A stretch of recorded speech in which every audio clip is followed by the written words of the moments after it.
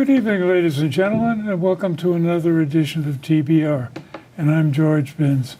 And we're having a continuation of a discussion we had a couple of weeks ago with the City Councilor at Large, Brendan Sweeney. Thanks again, Brendan, for joining us. Yeah, George, thank you for having me back on the show. And we covered a lot of subjects last time, and I think we were pretty thorough. Yeah, definitely. So we got through those things. I want to talk a little bit about some of the responses from the second mayoral forum. And first of all, I need some clarification. The mayor mentioned two terms. One is free money, and also the other one is new growth. And my understanding of free money is so the term's free cash. Free cash. It sounds, interchangeable, but it is it's a technical term in municipal finance. Okay. It's hard to believe, but so my understanding of free cash is you budgeted for something and you didn't spend all of the budgeted money, so there's money left over. Yes. So the best way to think about it is a surplus that feeds into a multi-year reserve, and so. I'll start with free cash and then maybe dive into the reserve parts a little bit. So free cash really comes in two ways. We budget and ultimately don't spend a full appropriation, or, and it's usually a combination of the two, we bring in revenues in excess of our projections. And the combination of these things feed into what is called a free cash account. It's not just money hanging around. It is a formal reserve account. It's certified by the state's Division of Local Services within the Department of Revenue every year. That we have a formal record-keeping process for the amounts of free cash that we have. We have policies in place to target specific levels of free cash. And the reason we do that is because we can use these free cash reserves and appropriate them, the City Council does this often, to fund one-time capital projects. And so a really good example of this is the police station that was recently built. Because we had over the years as a city built up a healthy free cash reserve, we had the ability to supplement what we ultimately had to borrow for that building with free cash. And how much was that? I don't have the exact number for the police station. I would have to double check. But okay. I know, so here's an example of something that we utilize free cash for to supplement the borrowing cost that has been a topic of conversation lately is the Family Dollar lot. Yeah. The council appropriated $8 million, but we're not borrowing the full $8 million for that purchase. We supplemented that with about $2 million of free cash. Yeah, okay. So that's often kind of the mix that we try to do for the bigger purchases where we're looking at borrowing probably closer to 3/4 of the cost, but if we have availability of free cash, which is already money that the city has in hand, so it doesn't require us to borrow and to pay the additional interest down the road. Yeah. We look to do that at about 1/4 of the cost of the project if we can. The interest rate's growing. It's wiser to spend real money than borrow it. Exactly. Pay interest on it, yeah. So that's where I know that folks get frustrated when they see the city turning back a surplus on the spending side, or when we're too conservative with our revenue projections and we ultimately come in higher. But doing so is important because it allows us to maintain a steady free cash balance year over year so that we can tackle some of these capital projects. Well, it's a rainy day fund. It's for surprises. Well, that's, yes and no. But the one thing that is, so we have the free cash reserve, and then we also have the stabilization fund. That is more of a deliberate rainy day fund in the sense that the city makes deposits every year, and that is a smaller amount. I don't have the balance in my top of my head, but it's around that $10 million number. Yeah. And that was a really big deal for the city to get to that point, because with this stabilization fund balance, which requires a higher threshold, 2/3 of the council has to vote to utilize the money, that's the fund that really, in the event of a rainy day and that we are otherwise as a city looking at laying off staff or cutting services because of revenue downturns, that's when we would tap into that stabilization fund. Yeah. Okay. So the other thing is new growth. Yep.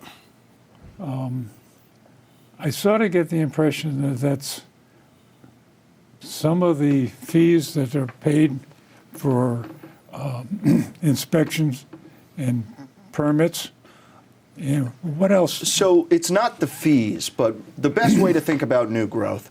So municipal finance can be a little complicated around this concept called proposition. Yeah. Fortunately, I deal with this in my day job in Boxford as their assistant town administrator and finance director, and have some experience from my time working in the finance office in state government.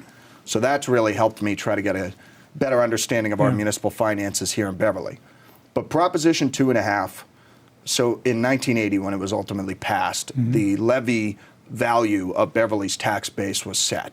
Yeah. And so every year the statute allows that total taxable value, which is the levy in Beverly, to grow by 2.5% statutorily. Yeah. Some years we don't go up the full 2.5% because we're fortunate to have new growth to supplement our total revenue and match our expenses, and we can actually tax at a lower rate than 2.5%, which we've done twice in my 2 terms or 2 years on the city council, and I'm really proud of that accomplishment. That allows us to mitigate tax increases on residents, which is really a big goal of mine. But so where new growth comes in is, so there's the levy, that can go up 2.5% every year. And then in addition to that, the taxable value of new construction, so the development that we've seen in the last 10 years downtown, at a big scale, plus the taxable value of new construction at a small scale. So if you put an extension on your house, or you build a pool, or something that would, new construction that brings the value of your home up, that can also be considered new growth. And so that is allowed to be added to the levy in addition to the 2.5% statutory increase. And so to put those numbers in perspective, in FY 2023, so fiscal year 2023, the city brought in roughly $119 million in property tax revenue. Okay. And then, there's another 30 to 40 million in state revenues that we get. Meals in tax fees. and a few other things, yeah. And so of that amount, just over $1 million, $1,050,000 was new growth. In this current fiscal year 2024, we are anticipating to bring in $123 million in tax revenue, local tax revenue, which is primarily property tax. Yeah. Of that amount, 1.15 million is new growth. So it's significant. It's certainly benefited the city, and it has allowed us to keep residential property taxes at a manageable increase. I would love to find a way to keep property taxes level and not have to increase property taxes each year. We haven't been able to do that with the magnitude of spending increases that we really don't have total discretion over. But new growth allows us to supplement the total tax levy because we're really trying to manage the spending side, and at least I am trying to manage the spending side. So that new growth is a good way for us to maintain our obligations, but not at as detrimental of an impact to the taxpayers could potentially be the case. So if I understand it, my house is assessed at a number, and everybody's house and all the property, and that gives you a base, your levy, that you start from. If I put an addition on my house, that goes into what is called the new growth fund. So that pushes the levy up by that amount of the assessed value on the addition I put on my house. What really is driving new growth, though, just to be clear, it's really the new construction. So building the new buildings downtown, when those come onto the city's tax roll, that's what's really driving new growth. So the first year they come onto the tax rolls, they're new growth. The next year, they're part of the levy. Yep, because you have your levy, you get your new growth, so this is the amount you have for that year, and then the base is raised. Yeah. And then, so this is one thing that I'm actually really glad we're talking about this, and it's a concern of mine, maybe I'm a little too pessimistic, we'll see, is that, so we've had significant development in downtown Beverly in the last 10 years, really revitalizing Rantoul Street, which I know we've talked about, what the positives and the negatives of that are. One thing that I think I have been fairly clear on, and I believe that it's the consensus among elected officials in the city, is that the pace of growth on Rantoul Street is not sustainable in the indefinite future. So we're not looking to expand that model to Cabot or further through downtown up to some of the residential neighborhoods. Yeah. So I would be surprised if we saw new growth levels. You never know what's going to happen, but I'd be surprised if those new growth levels maintain or continue upward indefinitely, because I would expect development to slow down to some extent. Yeah. And so that's where, well, it certainly has been a big benefit to the city to have this additional revenue to add to the levy and to allow us to not have to increase the levy 2.5%. And there's some details about how that impacts your personal property that I can get into, but it's a little your personal property tax. It's a little complicated. But having that new growth has allowed us to mitigate the burden on residential taxpayers. However, we can't always assume that this higher than normal level of new growth is going to be maintained indefinitely into the future when budgeting for future fiscal years. And that's where some folks, they are concerned that we put new growth numbers too low, or that we anticipate revenue from the state at a level that's too low when compared to the actuals. But doing so allows us to make sure that we're not putting the city in an adverse financial position where we're budgeting to spend more than we actually have in revenue. And as you know, we are required by state law to balance our budget. And then in the event that we do bring in new growth at a higher level or state revenue at a higher level, that money goes to free cash and funds future capital projects. So that approach, I know, may seem like we're too cautious as a city and that we could do more on the spending side, but I really believe it's beneficial to our long-term fiscal health as a city. One of the issues that keeps coming up, you pointed out that the expansion of Rantoul Street and all the new buildings down there, it is not going over well in a lot of segments of the city. And that's understandable. Understandable. This gets into the question I keep raising of what's the character of Beverly. But at the same time, the mayor made the point, and you've made it, and I've heard it from one of your fellow councilmen, my councilor, Scott Hausman, that new growth is an important ingredient in balancing the budget. What I get concerned about is, do we get too dependent on new growth, and therefore, well, we got to have another building, or we got to let this project go a little farther, or we got to expand some of these businesses a little more in the areas that people are already overloaded with new growth? I wouldn't say we're too dependent on new growth. I think it's important. So the financial impact, having that additional tax revenue certainly doesn't hurt from the standpoint of trying to be, being under the hood at City Hall and trying to balance the budget. But for me, it's a matter of, while there is a financial benefit, it's really the community impact that I look at when weighing, the pros and cons of certain proposed or recently established developments. And so, looking at the number, $1 million of $123 million in property tax revenue certainly isn't nothing. It helps, but the levy is primarily made up of our existing tax base. So I don't think we're in a situation, and I don't want to speak for the mayor, but I don't think we're in a situation as a city where we have to develop indefinitely to balance our budget in future fiscal years. That being said, it's prudent of the council and the mayor and the administration to anticipate that expenses are going to rise at a rate higher than 2.5%. And we see that with health insurance costs, rose at a pretty staggering number in the budget in creating this budget. Just go to the grocery stores once a week or so. I mean, costs across the board are rising at higher than 2.5%, which includes municipal services. And so that's where I want to make sure that we're not being too aggressive in anticipating future new growth so that we don't put ourselves in that position where we really are reliant, and that we're looking to find ways to cut costs and to economize within our existing services on the city side so that we're not in a dire financial situation in the event that we don't see new growth at a high level, or that just in general revenues don't come in. The state could cut revenues to municipalities. They've done it before. So just being aware that these things can happen, which, to the administration's credit, I think they've done a good job of.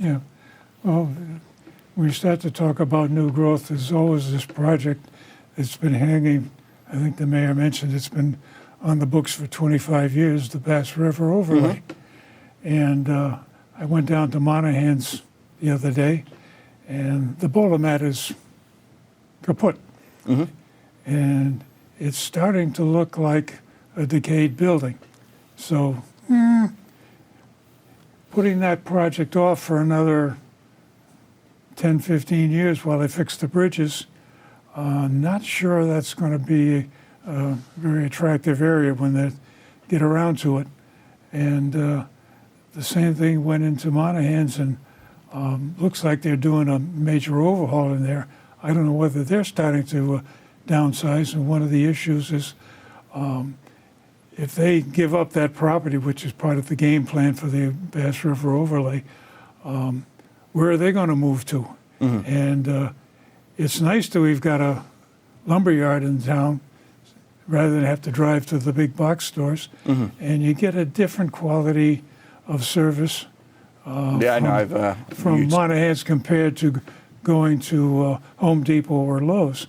So talking about putting the Bass River overlay on the back burner for a undefined number of years sort of bothers me as what's going to happen to that area in the meantime. Well, I guess, so a few things. On the Willamette specifically, it was purchased by a third-party developer, and they're primarily, real estate developer in the residential sense. So they put up pretty large-scale apartment buildings. They purchased that property knowing what the parameters of the existing zoning are. And so if they wanted to, they could build. It's zoned industrial, so they're not going to be able to build any residential units currently. But it's not as though the city needs to act to save this property, in the sense that it was bought by a third-party developer who knew what the existing zoning regulations were. They are more likely than not, they were hedging their bets that the city was looking to rezone the Bass River to allow for residential at some point, in which case that property, then becomes pretty valuable to them. So we'll see what happens there, but that developer could very well choose to redevelop the Willamette within the existing zoning standards. So now thinking about the overlay district that was discussed probably, pretty significantly 2 years ago, I'd say we were really at a position where I was anticipating something to come before the council. Obviously, the bridge closure derails that, but that kind of speaks to the concern that I had at the time prior to the bridge closing when this discussion was initially happened, where I certainly think it's a good idea to look at redeveloping that portion of the Bass River and unlocking its potential, at least exploring that option. So really diving into a analysis of the pros and cons. But my concern always was there was already ongoing development on the other side of the street, on Rantoul Street. And so what was the traffic impact going to be from that development if we were then to try to add hundreds of residential units on the Bass River, where we really don't have the transportation infrastructure in place? I mean, I drive that way to work every day, and McPherson backs up pretty significantly leading into Elliott. So I would have assumed that would have only been magnified. Doesn't mean it's not a reason to look at potentially rezoning and building new units there. Obviously, we do need to be cognizant of how we add housing in the city, but that was my big concern. And I heard a lot of residents at that time, especially those in Ryleside, say to me, why don't we just wait until the development on Rantoul settles and we get a better idea of the traffic, and then we can look with some more defined numbers in terms of traffic data at what the impact of redeveloping the Bass River would be. Obviously, the bridge closure comes into play. I don't think, and I agree with the mayor in postponing it indefinitely, I don't think it would make sense to try to rezone that area and potentially develop without having a working Hall-Whitaker bridge. So given the circumstances, I think the mayor is taking the correct course of action and pumping the brakes. And that was a concern that I had already had, which is what's the traffic impact, and will we really know what the full impact of the development on Rantoul is in terms of traffic now is until the buildings go up? Any place around the city. Trying to go out Route 62 or come in on 62, backs up onto 128, and it's the same thing coming down Brindle or Essex Street. They're all different. It's something we have to work on as a city. It doesn't mean you don't look at future development at all, but you have to be cognitive of the external impacts of any development. Traffic's one of them. Well, the other thing is your prediction came true. And the governor signed off we really on the budget. We're sweating it out, but I'm glad the legislature came through for us and the governor. So we've got 3 questions on the budget, on the ballot. And the third question that we discussed the last time, I think, was what do you do when a councilor moves out of his ward? Exactly. And I think that's pretty much a no-brainer. Yeah, it seems reasonable to me. I mean, I can understand the concern of a resident if, their ward counselor lives in their neighborhood and they move to the other end of the city. But I would assume that if a counselor is willing to stay on after moving, and again, this is just for the remainder of a term, so Yeah. it might be a period of a few months. Well, whoever the counselor is, he's already built into the area. Exactly. And he's already connected with the area, and everybody knows who he is and what's his phone number. So he's... And they're not allowed to run for re-election. So it's Yeah, really so- just a matter of continuity for the remainder of the term, which it makes sense to me. Yeah. Now, the other two ballot questions, and by the way, are we going to get something from the city describing what these are? Is there a brochure coming out? I'm not sure. I know, so that came up in conversation a few city council meetings ago when we were looking for an update from the solicitor's office about what was going on Beacon Hill. So the clerk mentioned that there was some partnership with the Secretary of State's office in terms of getting information out to voters. I know they, at the state level, they got they have a more robust process in that you get a pamphlet that says what every ballot question is and what the yes argument is and the no argument. Yeah. I would love to get something to that level of detail here in Beverly. I'm not sure that would be the case. Well, who has to create that? Well, I know the clerk's office is looking into it. I don't think they've done anything like that in the past, so I'm not really sure what the process will look like, which is a big reason why I wanted to come on the show and get the chance to talk to folks watching so that we can just do what we can to get the information out through other channels and other means. So to get this far, the city council had to approve those three questions. Yes. Okay. And in the discussion of the approval of them, what's the thinking behind a 4-year term for the mayor and a thinking behind adding 2 more school committee members? Yeah, sure. So let's start with the mayor's term. So the general line of thinking is that the mayor, and in Beverly, looking at our specifics, the mayor is the CEO of an organization with hundreds of employees and a roughly $150 million operating budget. Mm-hmm. So clearly it's a job that requires some level of an administrative skill set, and then also is a job that requires that CEO to look at the longer term impact of their decisions. Yeah. And this really came to light when you think of something like collective bargaining. So we have agreements with our public sector unions that last 3 years. If we have a 2-year mayoral term, you really have a lot more of a, and granted, if somebody's in elected office, there are always going to be politics involved, regardless of the length of the term. But having that shorter term of 2 years doesn't necessarily lend itself to a better decision-making process for that executive. And also that executive would have, so let's say you have turnover in the mayor's office. You have a 2-year term, you get your team in place, you finally get up and running on some projects, you've got to immediately run for re-election. And so the benefit of a 4-year term is that you have a little longer leeway as an executive in trying to implement some of these programs and some of the longer term goals. And it's not uncommon in Massachusetts for cities to have a 4-year term. Yeah, the mayor mentioned that at the last forum, that it's about 50-50 around here. So 2 years, 4 years. I looked at, it's about 50. So in Essex County, there's 10 cities that have strong mayor forms of government like us. And it's half of those 10 that have 4-year terms. Amesbury just switched from a 2 to 4-year term. Mm-hmm. And then looking more globally, statewide, 24 of the 45 strong mayor cities in Massachusetts have a 4-year term. Yeah, so it's about 50-50. So the argument in favor is you give an executive more time to implement programs with a longer term mindset, and hopefully you mitigate political influence in that decision making. Yeah, and the counter argument to that is if you don't get a have loser, you got to put up with them because the chances of a city council having a recall, slim to none. Yeah, so it could be a resident-led recall. Yeah. It's a high threshold, but it exists. You can recall a mayor. You can do it, but That's really the big challenge. If you have a mayor that's not doing a good job, the mayor has significant sway over the direction of the city. Yeah. And so if it's every 2 years, you have more of an opportunity to evaluate the mayor's performance versus 4 years. You could have a mayor who's not really qualified for the position making decisions for a significant period of time. Yeah. And so those are the pros and the cons Yeah. of that question. Yeah. And the other ballot question has to do with how are we going to manage the city again with 2 more members on the school committee? What do we need 2 more for, as sort of semi-at-large? Yeah, so this one's a little more unique in that, so looking at those same 10 cities in Essex County that have the same form of government that we do, all of them, including Beverly, currently have 7 school committee members. Yeah.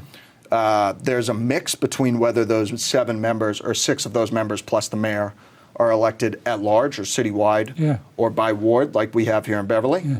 But that's the general composition. 6 members plus the mayor for a Yeah. school committee. Yeah. And the reason that there's some, that this is kind of a standard model comes from in 1993, Massachusetts passed the Education Reform Act. Yeah. And there was a lot of financial components to that, but with regards to defining the role of the school committee versus the superintendent, what this act did was really try to lay out defined roles where the superintendent is the chief administrative officer, Yeah. and that through the principals at each of the schools, they're the ones really running the day-to-day operations. School committee members are really supposed to be focusing on policy. Yeah. And in terms of more tangible, hands-on management, the most hands-on involvement that school committee members have is in the collective bargaining process, negotiating contracts with the teachers' unions and the other clerical unions there. So I'll say that I was certainly skeptical of the need to add additional school committee members, given that the 1993 Act kind of clearly defined the roles and that we would really be breaking the mold in terms of the size of Yeah. school committees for similar-sized cities in our area. But I will note that I heard from a handful of school committee members, former school committee chairs or presidents, and they were unanimous in their support for this proposal. They really feel like the work is just too much and that we need additional members on the school committee to help delegate the work for what is a part-time position at pretty small pay. So I voted in favor of bringing this proposal to the ballot. Yeah. And it was close. It was split. It was 5-4 on the council. I felt like, while I am still skeptical of this proposal, and will continue to do my research and talk to folks in Yeah. the community that support it, it was worth putting before the voters for their input and ultimately leaving that decision to the voters. Well, this ex-school committee president, who served 4 years, because we had 4-year terms back then, and I remember that thing as taking away power from the school committee, because back then the school committee set their budget and nobody could touch it. That was an issue. But ladies and gentlemen, we've run out of time again. So Always goes so fast. hey, there's a lot to talk about, and There I is. think it needs to be kicked around, and everybody needs to get their 2 cents with it. Which reminds me, if you have a comment that you want to make, my email is at the end of the credits, and I'm glad to hear from you, and I can even make room for you here at the table. So thanks again for watching, and thank you for joining us. Thank you very again, much for having me, George. And see you next time.